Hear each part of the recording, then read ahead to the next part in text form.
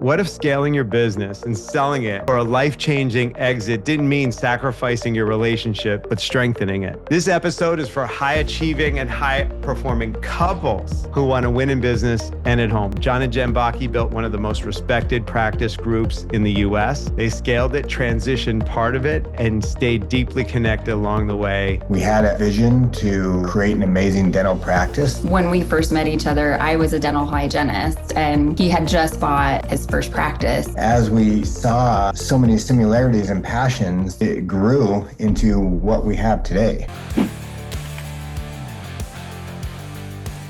My goodness, what a privilege to be here with you guys, John and Jen Bocchi. Thank you, Gary. It's a privilege for us to be here also.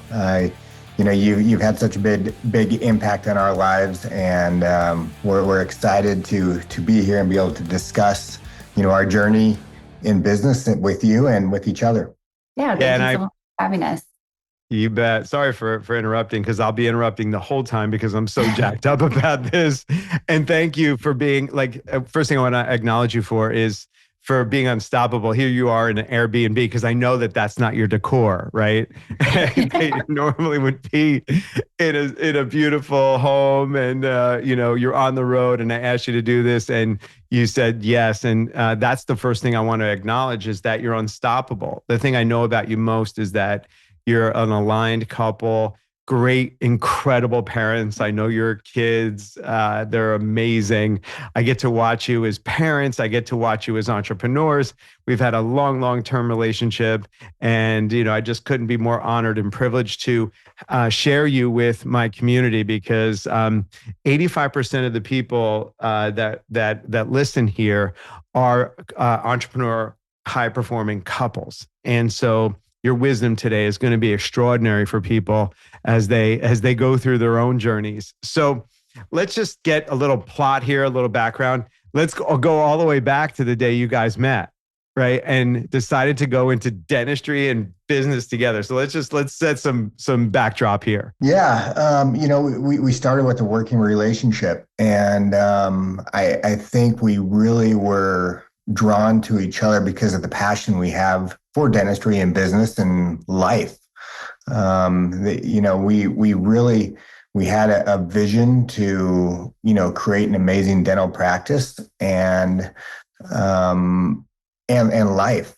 We were really fulfilled by each other in that. So, it started as a working relationship, but I think as we saw so many similarities and passions, it grew into what we have today. And, I couldn't ask for anything more in a partner. And, we've just continued to help push each other and grow and develop businesses and our relationship and our family. So, it's been an amazing journey, and, it continues, and I can't wait to see where we go from here. Success isn't enough. You've built the business, you've made the money, but if you're being honest, you're tired and something's missing over here. I'm Gary Kadi. I scaled and sold an 8-figure company, but my real transformation came when I nearly lost my marriage and I couldn't connect with my son. That's why I created Scale, Sell, Smile, a free 3-part training for high-performing men who want to exit powerfully without burning down everything they built to get there. You'll learn how to make your business buyer ready, build a team that runs without you, and protect your peace, purpose, and legacy. Click now. Let's build what matters from the inside out. When we first met each other, I was a dental hygienist, and he had just bought his first practice.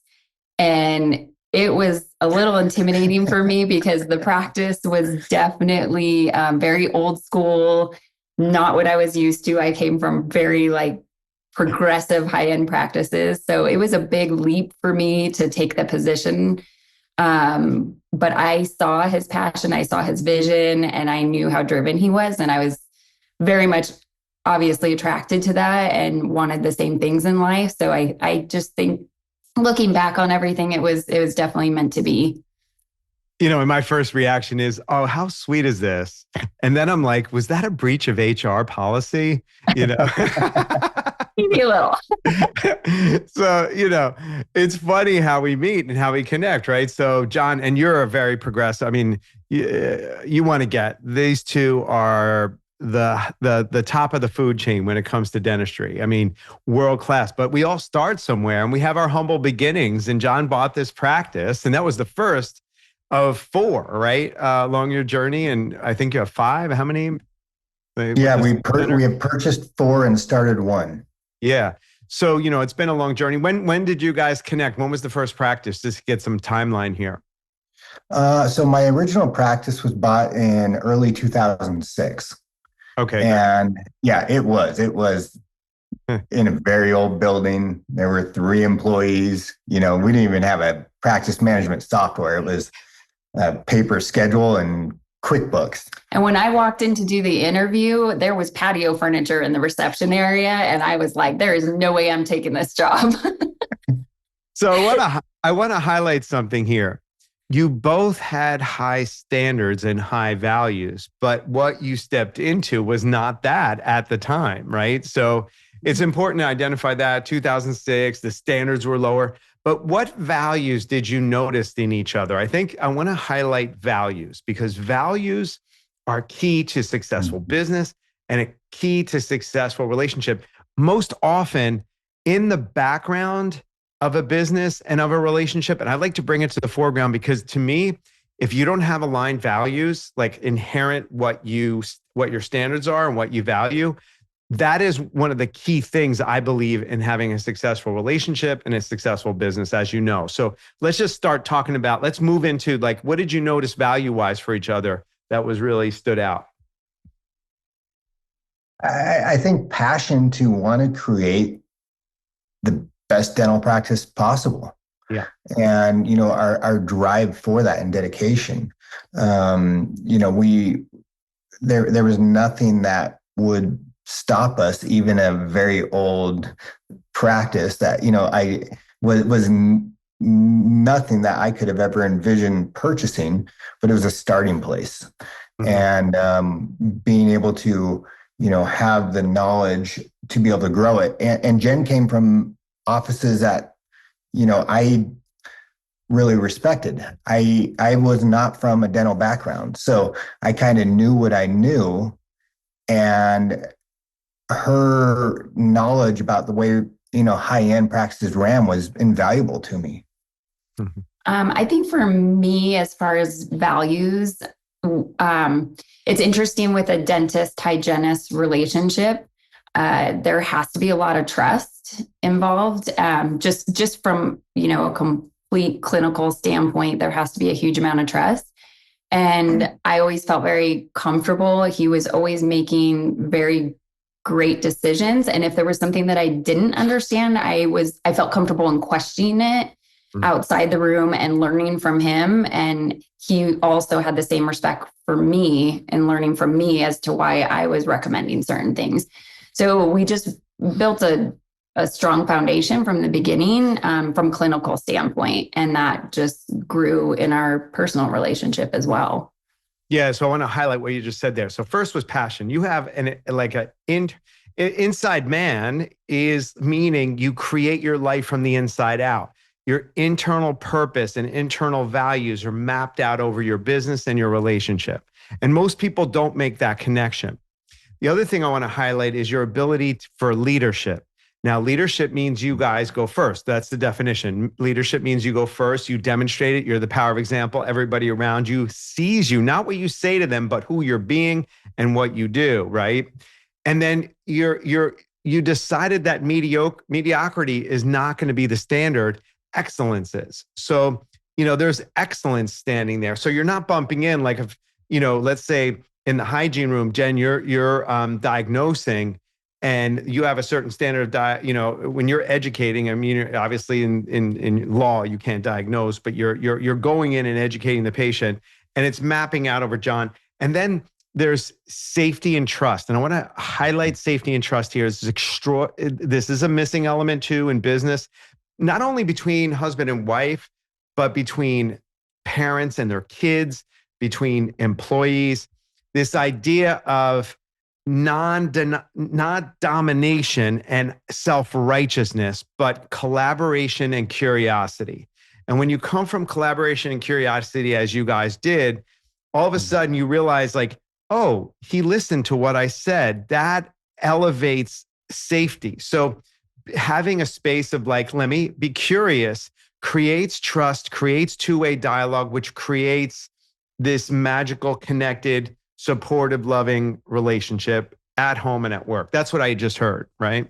Yeah. Yeah, absolutely. And I think maybe one of the other things I would add to that is when he hired me as a dental hygienist, like he really hired me to completely develop a whole periodontal program and really get the whole hygiene department undergoing. And so I felt a pretty big weight to like be able to, accomplish what he wanted me to set out to do. And I couldn't have done it if he didn't trust me also to do that and really value and respect, where I came from and how I was going to set out to develop the program.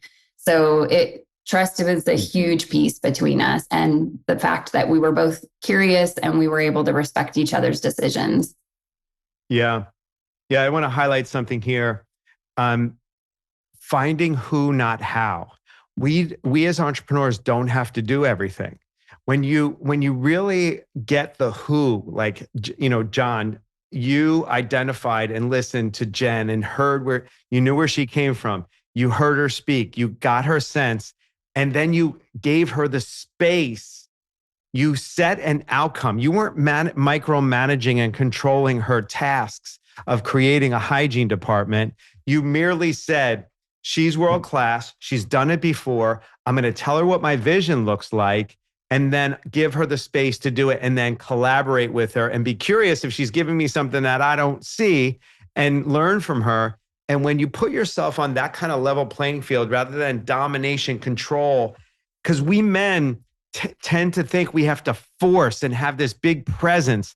Judith just did an interview with me and she said, I wish men knew that they were powerful just walking in a room. They don't have to assert and dominate. And John, you embody this as a leader. And I want to highlight one other piece of leadership that I see in you. You have a vision for what things should look like. And then you hold the space of that and you don't try to do it yourself. We've worked for several years to get you out of the middle of your business, right? Because you were so entangled in the whole thing. But going back to your ability to find who, not how, not have to do it yourself, not be the controlling entity, allow the person the space to create, and then have them generate it and come back to you, and then you validate it. That's what I observed, you guys, in just this conversation and who you are. And that's why you've been able to go from one tiny fledgling practice to a mega organization. Yeah, I think you nailed it there, Gary. Jen did an amazing job, developing our program and, thinking back and visualizing the old office and where we were. It was probably one of my best sales jobs ever, getting her to come in and see my vision. Totally. Well, let's have some fun with that right now, because it's all about having fun too. And you can decline to answer this, but can you give me, because I know everybody wants this. All right. I've learned how to interview because I'm like always listening as the listener. Like, what do they want to know here? You know what they want to know? When was the moment? When was the moment? The moment that we're all wondering when that moment was that you crossed the line, John Bocchi, or maybe Jen, we don't know here. When I wasn't sure where you were. We disagree. I wasn't sure where you were pointing there, John. Like your hand went this way and it kind of went down. I'm like, no, John, no, don't do that. All right. So please, first, are you willing to share that moment with us? A yes or a no. This is a yes or a no answer. You can make it G-rated if you want. I mean, it's all good. It really did build slow. we just had so much respect for each other. And, Yep. you got to the point where it's like, oh my gosh, we have all this respect for each other. We've built something great. Do we cross that line? Because it could end up amazing, and it has, or it could be a disaster, right? Yes. I didn't want another hygienist. It's not that you wanted a wife. You just didn't want another hygienist. Oh my gosh. No, I would agree. I wouldn't necessarily say, I mean, obviously there was one moment that we crossed the line, but, and I can fully, say when that was, but at the same time, I also feel like, to his point, it was built for so long, just with, a professional level, but obviously, like, when you're connecting so much with a person and you really like just have this big vision and you're so aligned with one another, it's hard to not start having those feelings of more. And so I think for us, it was definitely scary because I think we were both feeling it, but neither one of us wanted to like really, set that move because we were scared too of what that looked like. And that could ruin everything for us. Sure. But it was on a trip to Vegas, CE class. Perfect. And by the way, here's how far Vegas is from them. They live in Reno. So it's like, you could walk there. Well, not really, but like, it's pretty close. And, it just takes the space to open things up, right? Vegas, and Las Vegas is kind of one of those cities that you just kind of feel like, let's just go for it. Oh my God, I love it. You put it all on red and it came out, you know? Oh, that's perfect. That's perfect. Well, thanks for sharing that. And then, how did your roles evolve over time? So you said you went from one and now you got a bunch of practices. Like what was the, how did like after that day, like how did it unfold from there? Well, again, it happened so slowly. There wasn't a whole lot of changes, and the practice was small at that time. There were three employees. Yeah. So we went from 3 to almost 50. So it's much different now. But we continue to grow and develop, and she built an amazing hygiene program and brought in another hygienist, and then we started to look at what was the next step, and getting into a new building was a big jump for us that allowed us to really take off and have something we could kind of have a foundation with and be able to really grow the type of dentistry we wanted, high-end complete health dentistry, and be able to support it. Because in the old building, I'm shocked any patients came to see me. It was run down so much. Yeah. So it was like an old motel, basically. That is had so been converted perfect. to commercial space. Oh my God, that's perfect. So, creating a building, creating space. Again, I want to highlight a few things. Creating space between people and creating space for your environment to work in. Because if you don't have a contextual space that represents who you are, it's another breakdown. The space has to hold the intention in it, right? We talk about the difference between content and context. I love get connected slow. I love get rich slow. It doesn't mean forever, and it doesn't mean you can't do things to accelerate it, but get rich quick doesn't work. Meeting in a bar and one night stands, proven hardly ever, last. The thing I've learned is there's a 12-step process of intimacy and connection and evolving a business. And if you don't go through those steps on the front side, the backside crashes. So because the lead up to it needs to have certain pieces and parts in place in order for it to run for the long haul. And that's how you built your relationship. And it's not coincidental that that's how you built your business. So you have Sierra Smiles, you have this one unit. Let's zoom out a little bit and let's talk about scaling your business. So, one of the things that I help couples do, as is we first scale, we put structure in, and then from there we work on positioning it for sale. Even if you want to sell at some point you're going to need to transition. Either it's going to go away and nothing's going to happen. I believe you should create your business from day one to sell it, because the gifts of that are the benefits that you want anyway. More time off, more money, more systems, more processes, more structure, so that the business isn't built around you. It's built around the vision that you have for it, and it's fulfilled on with an entire group of people, not just a puppeteer in the middle telling everybody what to do and controlling it, because you can't ever getting out of that is difficult. And as you know, John, I mean, we went slowly. It took us a couple of years to get you out of the middle, because what you want to know too, as good as he's talking about Jen being a great hygienist, he's a master dentist, right? On many levels. So you have two masters in the field here, on our session today. And when you're good at something, it's hard to let go of it, right? So, and people do not want you to go, your patients, your team, because they like how you roll and it's helping them do what they do, right? So it becomes a vicious cycle to break free from. But let's zoom out now and talk about scaling. And let's talk about some of the things you did early, mid, and then late. And then you did sell in August of 23, right? 2023 portion of your business. Yeah, we right? brought partners on in 2020. Yeah, so you have partners now. So let's just talk about scaling first before we get into the transaction and selling piece. So share with us a little bit about the turning points and some maybe mindset shifts that you had to go through from owner operators to scalable entrepreneurs. And then how did you divide and conquer? Let's start unfolding that.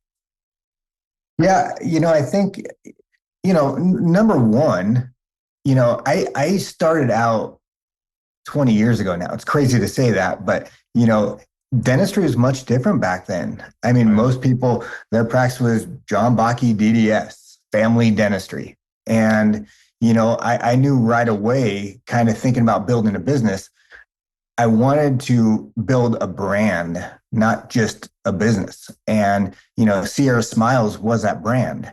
And, what's the value in my name when somebody comes to purchase my business?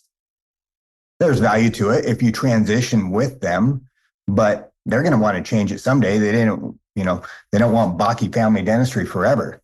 So it sounds funny, but creating a website, I came to Reno and, people were a little bit unhappy because people typically didn't advertise dentistry.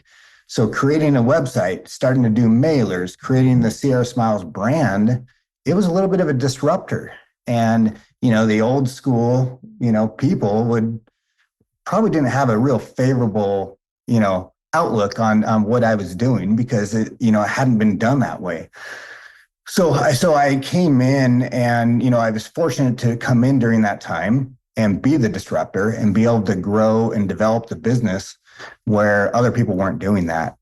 And that allowed us to really kind of branch out. And, I wanted to create Sierra Smiles just to have people go to a place, be able to remember the name. No one even remembers the name of their dentist anymore because they bounce around so much. And have patients come to our office because of the reputation of the office, not the reputation of me. So when they come to the office because they know Sierra Smiles is great and they don't even know who I am, that's success for me. They're coming for the brand, not me. The other thing I want to add about early on as well, when I first took on the position with him, he actually wanted a boutique practice. Like at that time, it was all about a small boutique cosmetic practice. And I had come from offices that were very much like cosmetic driven, practices. And I really started challenging him on the idea of a boutique practice. And I think, that is what he saw and knew. And so that's where he was wanting to go. And I felt like we created that in the space that we had because it wasn't a great space for us. And I would say that one of the pivotal things that we had to face was when he came to me and said, we got to, sign the lease again for this space. And I was like adamant, like, we're not signing here. We're not staying here. This is not our vision. Like we need to move. And that was a real like pivotal moment for us of being decisive of like, we have to take the leap, like, because this doesn't represent where we are right now and where we want to go. And so that was a big pivotal moment too, because we had to take the leap of signing a lease with a friend of his that was building this beautiful office that really represented where we wanted to be and who we wanted to be. Yeah, the type of dentistry we were doing. And it was challenging because, as an entrepreneur, businessman, you got to take a leap. And during that time was during the Great Recession of 2008, where everything was crashing and people were losing their jobs and insurance was drying up. And, that was a big turning point for me too, because I saw what was happening elsewhere with those boutique cosmetic practices. They didn't have the foundation of a hygiene program and all the patients who come in every 6 months to see us.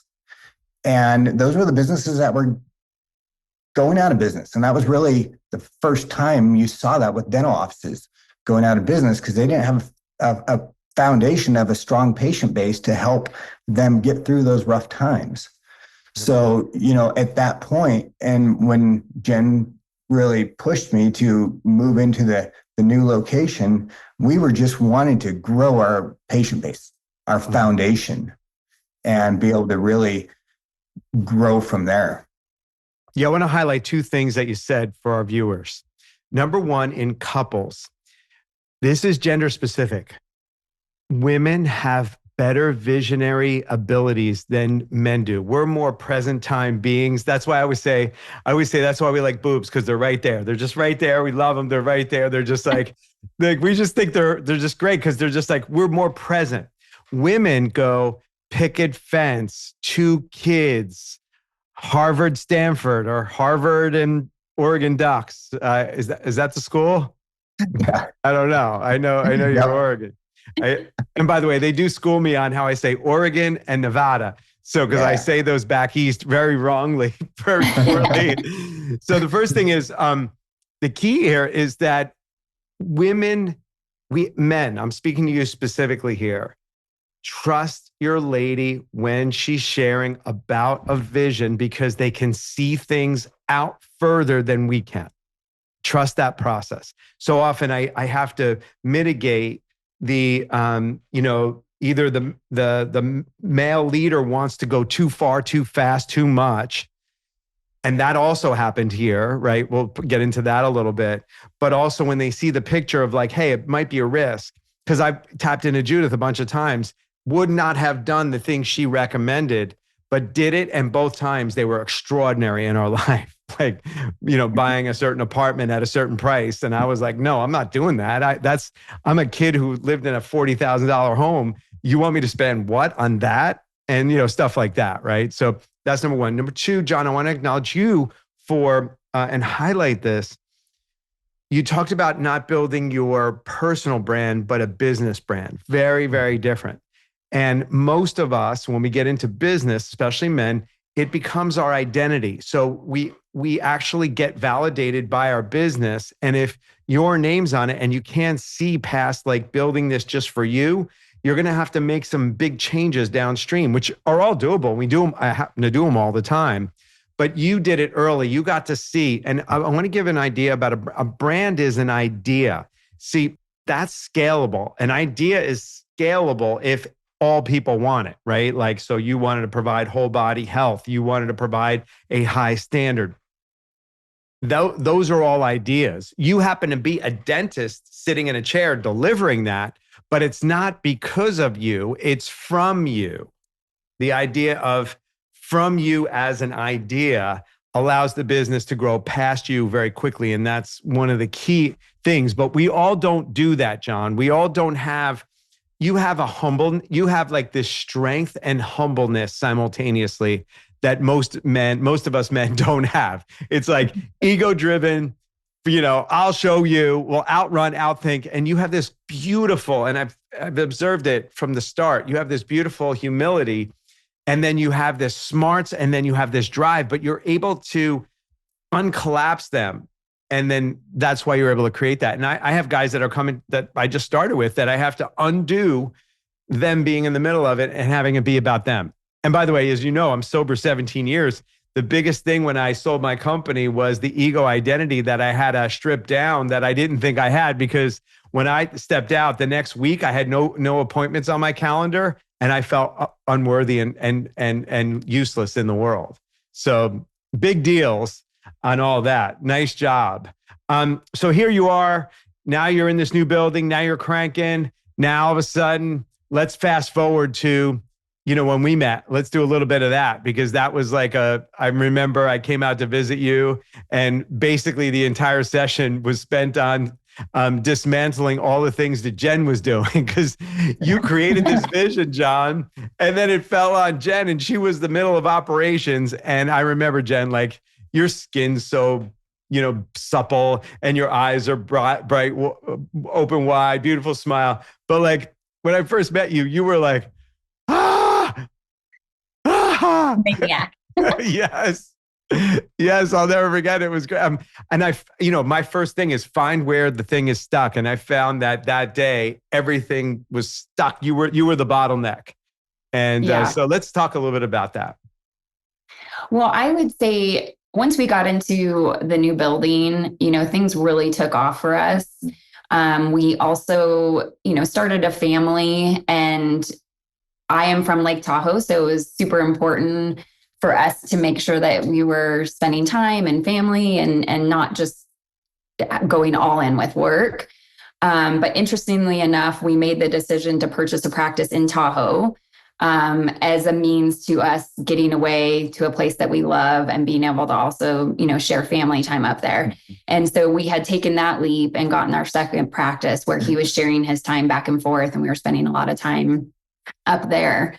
And then fast forward, we started growing out of our space in our Reno practice and needed more space. And so we knew we couldn't get more space where we were at in Reno. So we had looked at an additional practice and building to basically acquire that.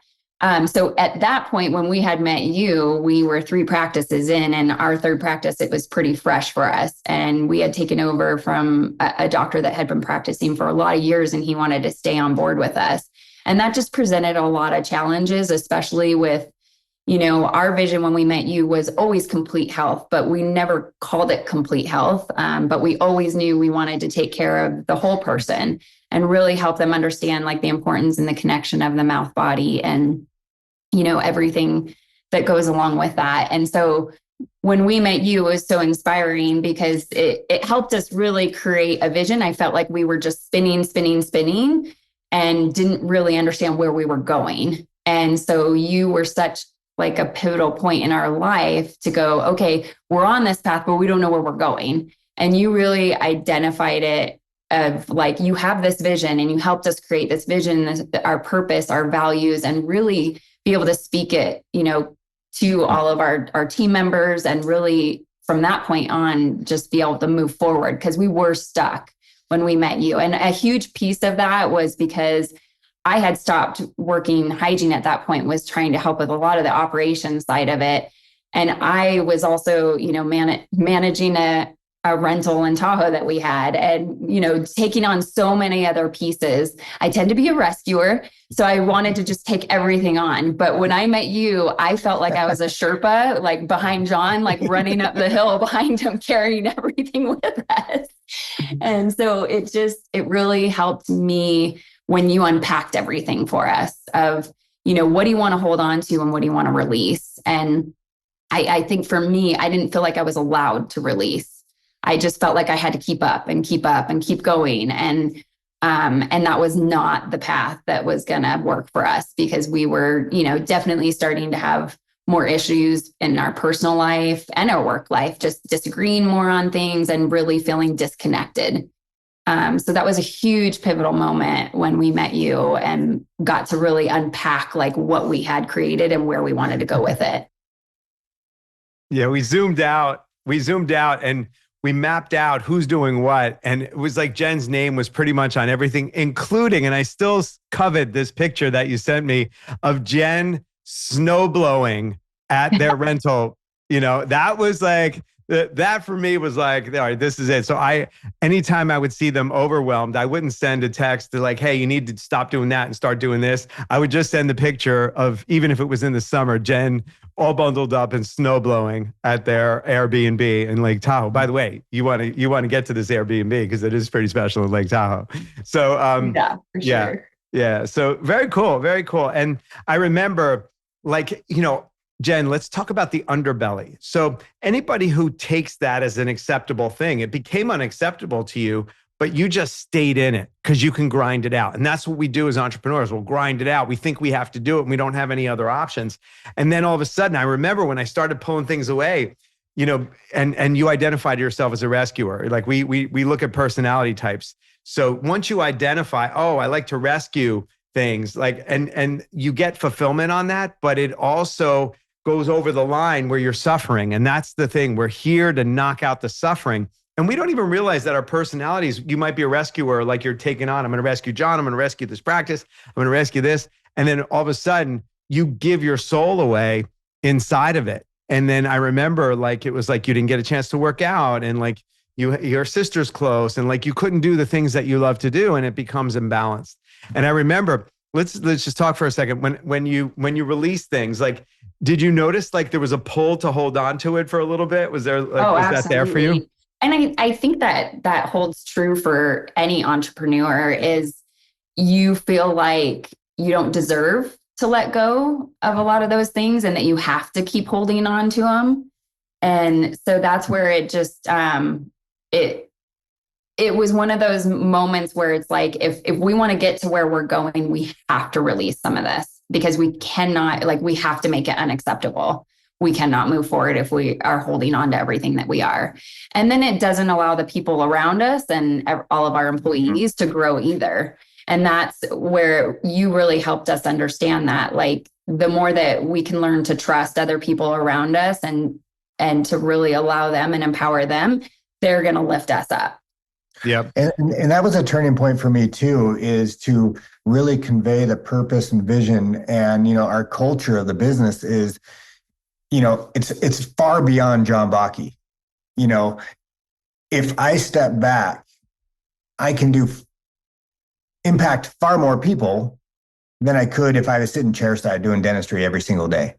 Yep. So for the employees to see that was a big turning point, because they were always, we need you here more. We need you, at this office more, more. And then you feel guilt that you're not there for them. But when you can get them to believe in the purpose and see the greater good that we can create by stepping back and running the business instead of being in the business, that was huge for us.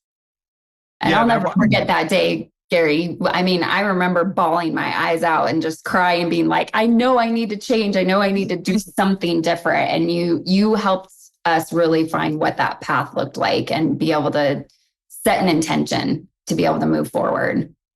Yeah, we broke it out and we started structuring your roles. And then we started adding in what I call lowering the center of gravity, adding in people around you that have senior positions, because it was really like you were a top heavy organization. And I see this all the time where the founders are in a top heavy position. And then what you're dealing with is like, you can't hand things off to people. So it wasn't like, and I want to, for our control freaks out there, because we're all control freaks in some manner, right? There's a way to give things away so you're still in control, but you're not controlling over the people. Very different. Putting in control points, which are measures, which are meetings, which are structures, that you knew things were being taken care of. Because where we got to was we built the 7 divisions out after we did the vision, purpose, and values. We put the 7 divisions. And then we got it down to a half hour per month where you're knowing the exact pulse of every division statistically and knowing where you need to put your attention. And to me, that's the ultimate control. That's like the type of control that traffic signals are, versus like dictatorships like Mussolini and Hitler, and like telling people and forcing people to do things, but really putting in control points to know where things are. And that's when I saw things really catapult forward. Absolutely. Yeah. Let's just, look, I think you're going to have to come back on, because I mean, I have a whole segment on actually selling and how to do that. And I don't want to do that right now because we have to end and get you off to your next meeting. So would you come back on so we could talk about specifically how you got, we can pick up from here on how you got to the place where you looked at selling, actually made a decision earlier than you normally would, and why you did that. And I think it's really important for people to know that, because most people think you build a business and you sell when you're done. And that's not what we're suggesting here at all. Would you agree? No, absolutely. When we looked at selling or partnering or transitioning, it was very important for us. I mean, financially, that was important, but we built this business that we, love, and we put our, blood, sweat, and tears into. And, we really value all of our employees. So, and our patients. So it was important for us to set up and get to a position where all those people were taken care of also, not just us. Right. So it was something that, it took a lot of time and, thought throughout the years of how we wanted to do it. And, like you mentioned early on, you want to kind of build a business to sell it, but you also want to, you want to visualize how you want that sale to happen. And it's not going to happen at the exact time frame that you think it's going to happen, but you have to be ready for it when you have that opportunity. And we had an opportunity that, I believe was 3 or 4 years earlier than I thought it would happen, but it was with the right people, with the right group, at the, right moment where, we can look at ourselves and say, hey, this is the time, and we're ready to make this happen. And it's going to be great for everyone involved. Nobody loses in the right business decisions or partnerships. And we made it happen, and it's been amazing. Yeah. And today is going to be a monumental day because we're in the middle of $1 billion recapitalization, and we're going to find out, the final close dates and times for that recapitalization to happen. And that's miraculous because now we're part of a much bigger entity, and a much more firepower, and we can build something to last forever. And that's going to leave a legacy for your team, your patients, dentistry. I mean, we're playing in a game beyond our wildest dreams. And it was all because you had that crappy little dental practice in the middle of nowhere, and you met this beautiful, you guys came together for a greater good. And now you have a beautiful family, a beautiful team, a beautiful business, and a beautiful life. And that's really what this whole podcast is about having it all. High achieving entrepreneur, being great parents, and having all the money and time to enjoy it all. And that's who you are. And you represent that. You're the power of example for me. And that's why I had you on. I'm so happy to have you on. Will you come back and we can deep dive on the transaction? Would you be willing to do that? Absolutely. We'd be honored. Yeah. Awesome. So make sure you subscribe, ring the bell, share John and Jen. And then I'd like you to leave because we have a lot of couples out there. What would you like to leave them with today? Just in something that you feel would benefit them. How would you like to leave it? Let's go Jen first and then John. I would say our motto is we don't let things happen to us. We make things happen.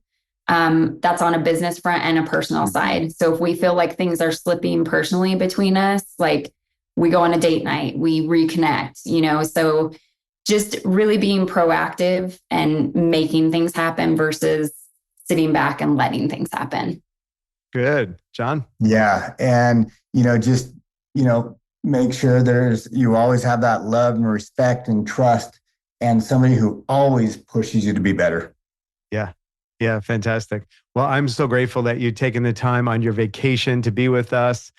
Thank you. Let's get this scheduled so people know that we're going to talk about how to sell a damn business from John and Jen Bocchi, because now you're celebrity. You just became celebrity nationwide because of who you are. Woo! All right, guys. Lots of love to you. And I'm Gary, Kadi, and I'll see you when I see you. John and Jen, thank you so much for being here today. I love you guys. Thank you, Gary.